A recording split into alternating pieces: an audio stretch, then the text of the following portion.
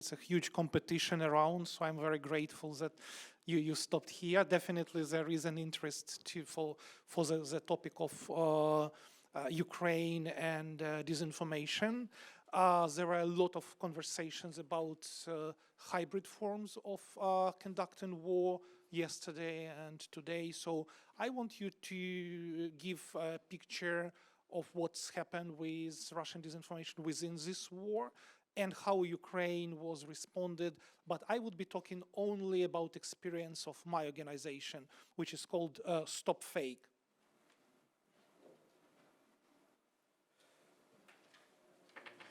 So here you can see just some of the examples of the stories which we debunked starting 2014, but those stories are the most recent one. By the way, StopFake is also available in French and some other European languages. So if you would go to our website, you can choose different flags on the menu, and it would bring you to different language versions. So this is one of the stories which was recently debunked by us, that President Macron would be assassinated in Kiev. Another story is about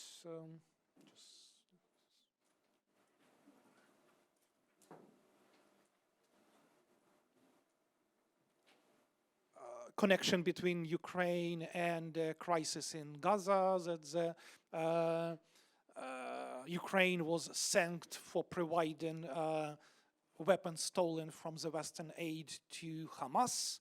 That was another story we debunked.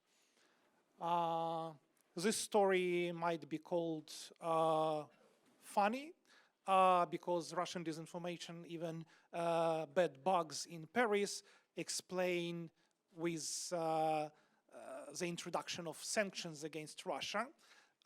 Again, funny, but with implications and consequences. This one was about France and Ukraine's Independence Day, where the map was without Crimea. And this story was also very important for StopFake. I don't know if you've heard about this man, Adrien Bocquet.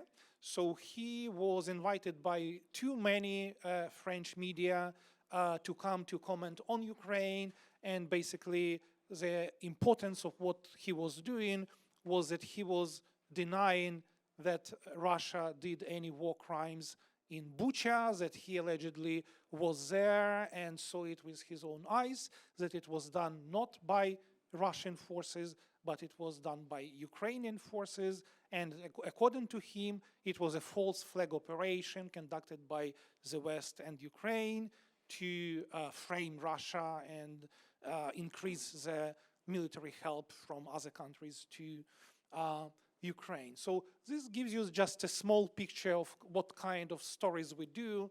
And as I said, all those stories are very important because each of them has its own political ramifications and also military ramifications.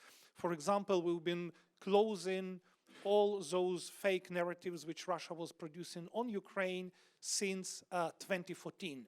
So immediately after occupation of Crimea started, I was director of School of Journalism at the time, and I'm still is. It's my second hat I'm wearing. So we got together and discussed with my colleagues what we can do as journalists to respond to challenges of the war Russia was already started to mount against Ukraine. So again, it was not 2022, it was 2014. So when occupation of Crimea started, it was absolutely obvious that there is too few information coming from Ukraine and too much disinformation coming from Russia. So for us as journalists, it was obvious that that might be one of the biggest next challenges, and information war is becoming the integral part of the kinetic warfare. Again, in 2014, nobody was talking about that, nobody was thinking about that, and when we came from Ukraine to explain that, look, would be a huge challenge, people were polite, listening to us, but not responding in a way that we need to to unify our efforts and start thinking about the challenges of the information war, which Russia was already started to mount. So we did different things during last 10 years, but those 10 years were actually key for prepare Ukraine to the upcoming full-scale invasion in 2022. So this is a lesson number one from Ukraine, early preparation. So I cannot imagine that in 2022, when the invasion started, we would not prepare Ukrainian population for this invasion. So this was a question of building resilience and preparing people that they are subjected to the information warfare perpetrated by Russia. So we did it through different platforms and different instruments with our website, different languages, huge presence on social media.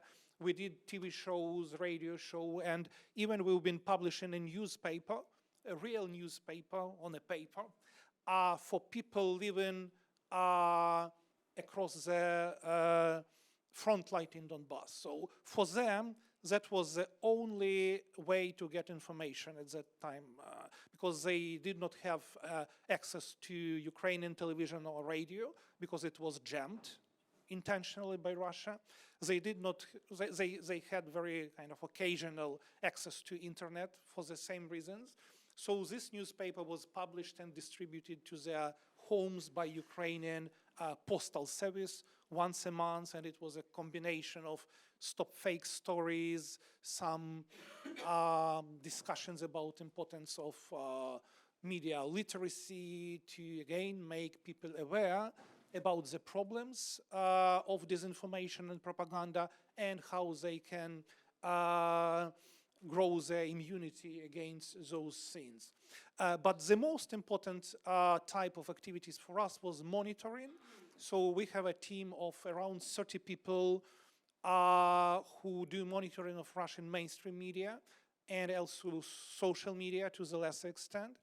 And we specifically look for fake news. So fake news is only one smaller part of disinformation, but they hugely contribute to the influence operations. And if you can do the what we call a narrative intelligence of what Russia is doing, you not only can say what actually they want to communicate, but you actually can say what they are going to do, including on the military side. For example, when we've been monitoring the news related to Donbass before 2022, we could very easily predict what they are going to do on the kinetic side. So if we see the spike of the fake news related to that or another issue, that was meaning that we are about to see the change on the front line. And that was happening exactly the same way. And all that mapping of the narratives which Russia was producing actually not only gave us the full understanding of their kind of operational side, but also it helped us to predict the beginning of the invasion of 2022. So we knew exactly what is coming, especially when we've been monitoring these types of narratives. And as far as you know, they were used for the beginning of the full-scale invasion to justify it. So it's fascism in Ukraine, genocide against people of Donbass, anti-Semitism in Ukraine, discrimination against Russian-speaking population, secret Pentagon biological biolabs in Ukraine. Ukraine develops weapons of mass destruction, including the nuclear weapons. That was also the story. Ukraine prepares to attack Russia first, so basically that would mean that Russia is conducting the preliminary strike, preemptive strike, and Ukraine is about to join NATO, which also was not true. But we saw the huge spike in those types of narratives, and the intensity and the volume of messaging was obviously saying that we are about to see the start of the bigger military operations. Also, it's very important to understand that Russian disinformation is not dealing only with Ukraine or Ukraine-related content, but it operates on the global scale, And last autumn, we conducted big research with University of Carlos III in Madrid to analyze the data we collected during our last 10 years to see what countries of European Union and European Union in general and in what ways they're also targeted. So we looked into almost 6,000 stories we have in our database since 2014, 6,000. And almost 10% of them were directly dealing with European Union countries. So this is a dissemination of the number of stories between different countries. So as you might see, some of them are more targeted, like Poland and Germany. Some of them are a little bit less, like Portugal, with one story, or Spain a little bit more. But it's important to see the vast geography of the dissemination. And also we did a content analysis of all those stories to understand again what kind of narratives about those countries were distributed by the disinformation system. So sorry, it's a little bit smallish, but one of the leading topic is a military aid to Ukraine. So this is a vital interest of Russia to disrupt the support of Ukraine by Western allies and partners, so they intensify the messaging related to those topics.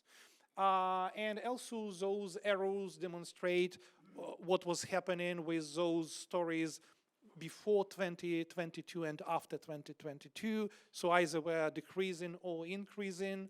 Another important topic, which was number 2, was related to Ukrainian refugees in all those countries. So the purpose was to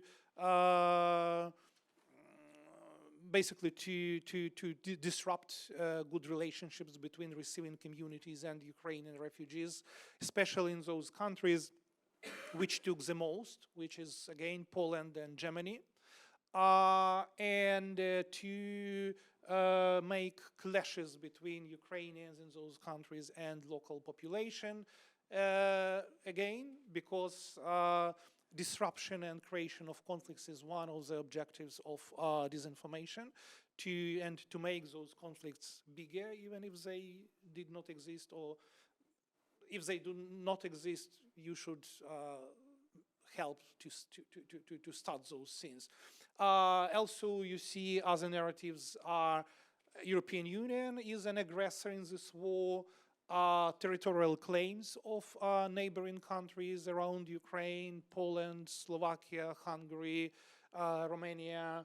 Also, what was very important was the issue of European EU sanctions against Russia, mainly saying that they does not work, so they doesn't make much sense, and they can be abolished. And also here you see again Ukraine as a fascist state.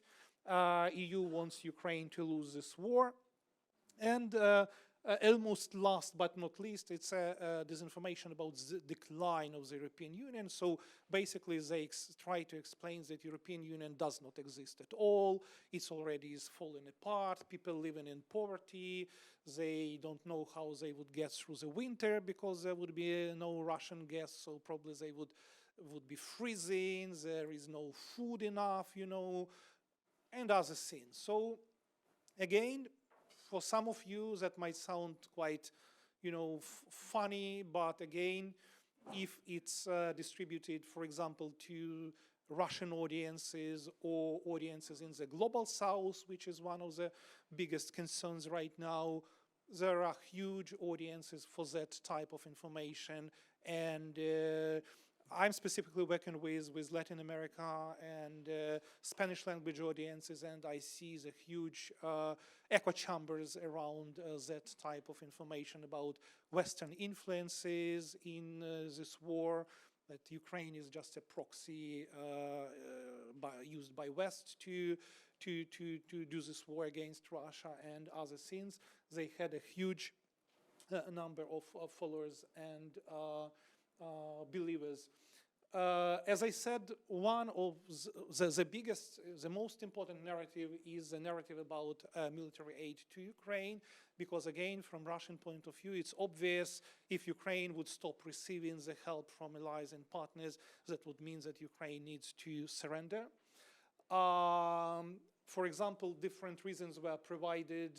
That initially it was said that European Union countries would never give any weapons to Ukraine. That was at the beginning of the war, of the full-scale invasion, and just before it.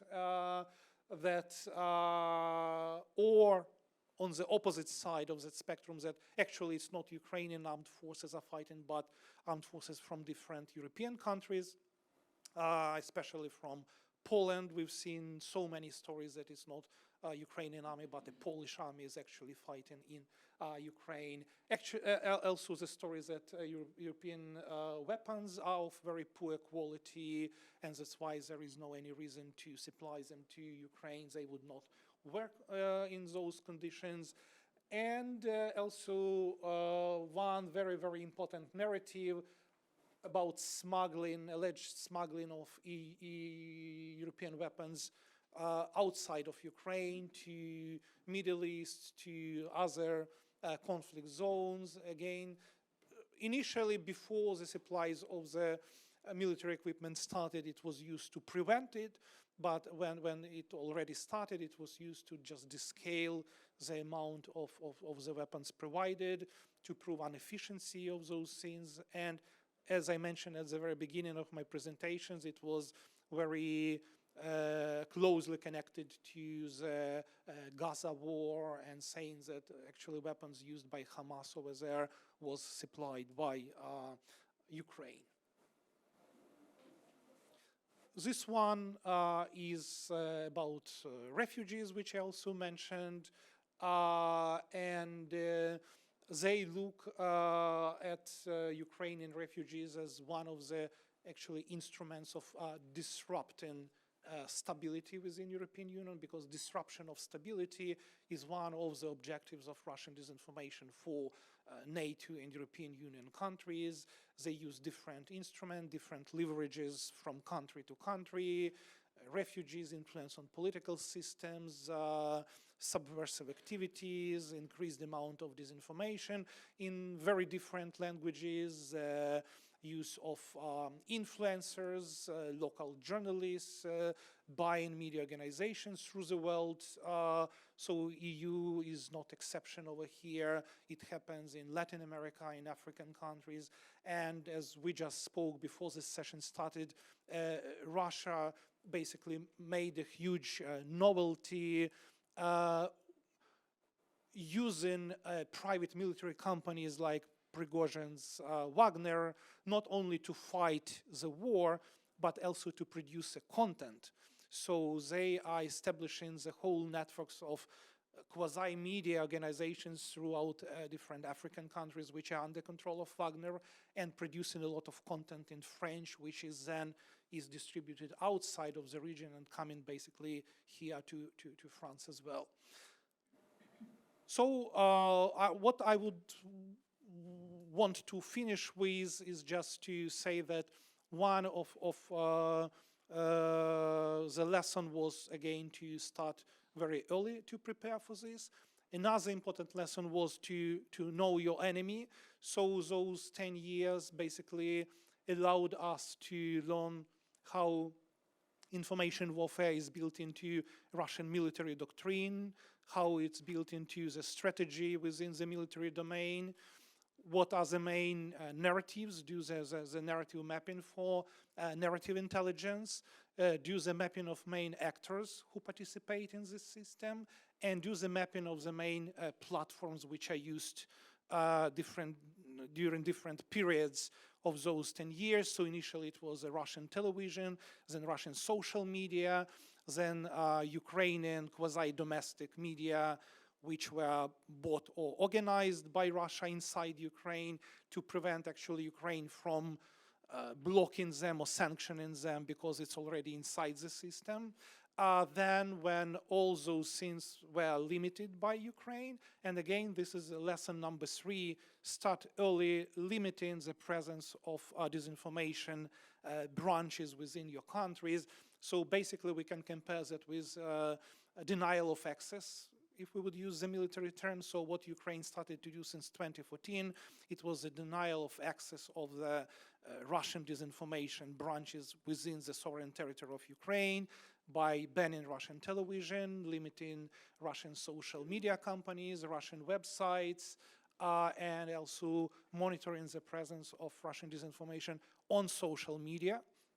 For example, StopFake is a third-party fact checker for Facebook, so we monitor what is happening over there, and if we see that disinformation pieces are appearing over there, we mark them, so everyone who was sharing that would immediately be notified that you just shared the piece of the false information, and if you want to see the facts about this topic, you can go to our website and read more about that. And also it was very, very important to operate in different languages, to domesticate the content, because that's exactly what Russia is doing. So this is the approach, and to some extent we mirrored the Russian tactics in this, and we also went to different languages to explain to local audiences in their language and using their cases, because our idea is that you cannot fight disinformation in one place. You can do that holistically across the board. So basically it's like with COVID or any other virus, you can just do it at the kind of global scale to make sure that it's not moving freely across the borders, because actually for disinformation there is no any kind of physical borders, so they can much easily be presented even in those regions where they not specifically targeting audiences, but then produce the content, like now it happens in Latin America because of the sanctions introduced by European Union. Their operations inside the EU are not off the map, but are quite limited.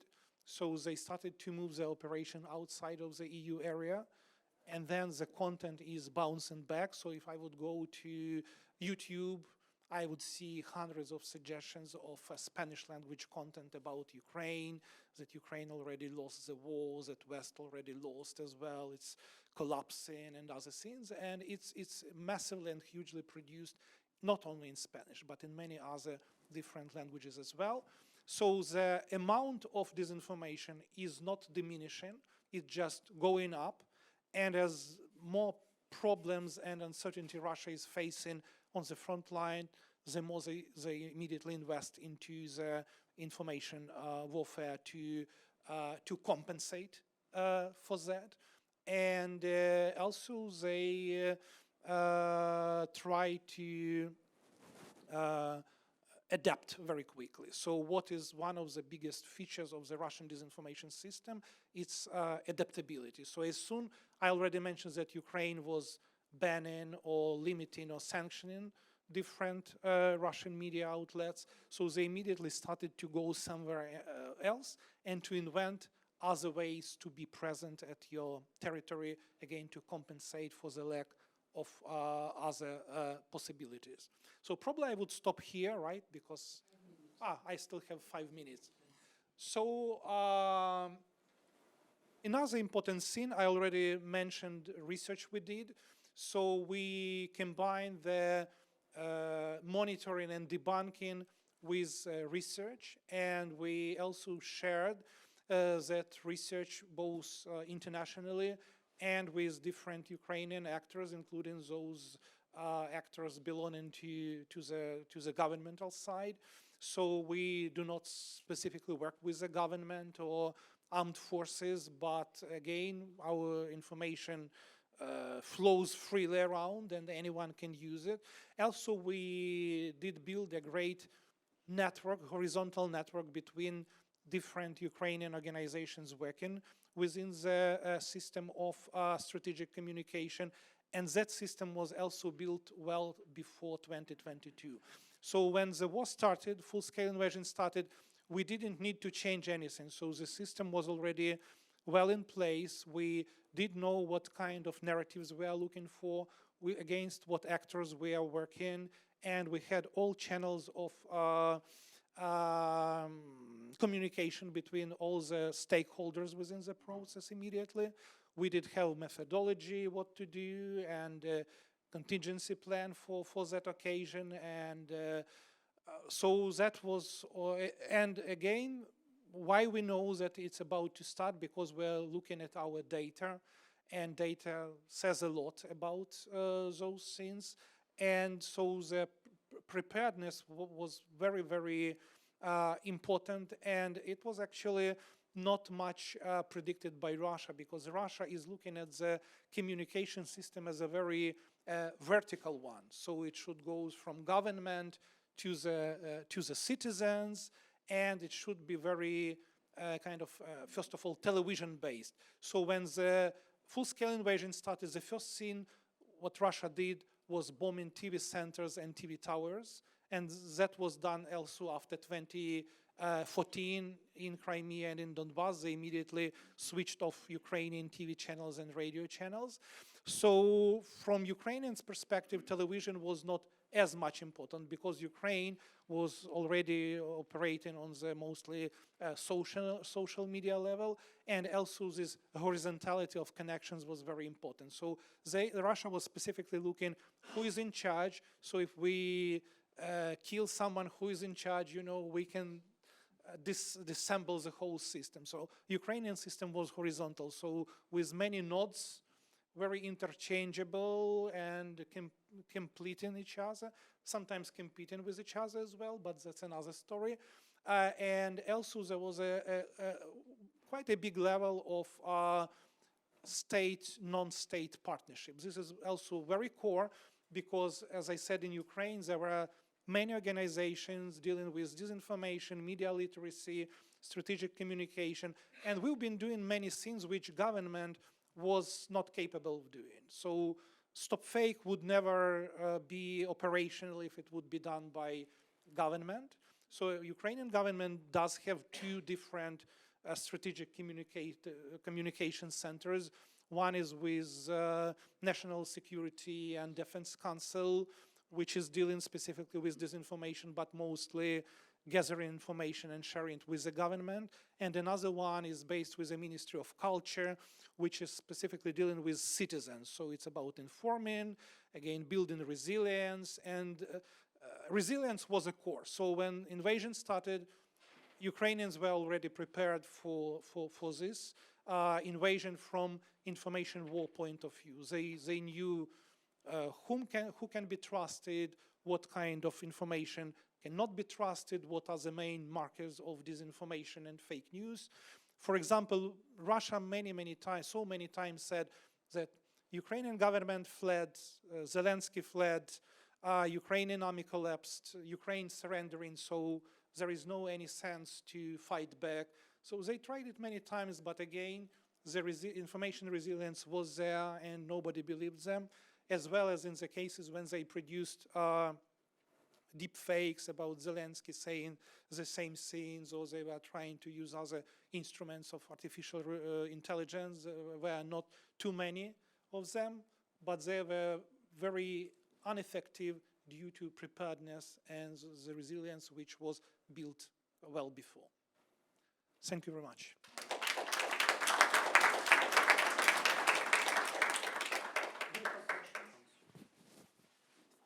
Okay.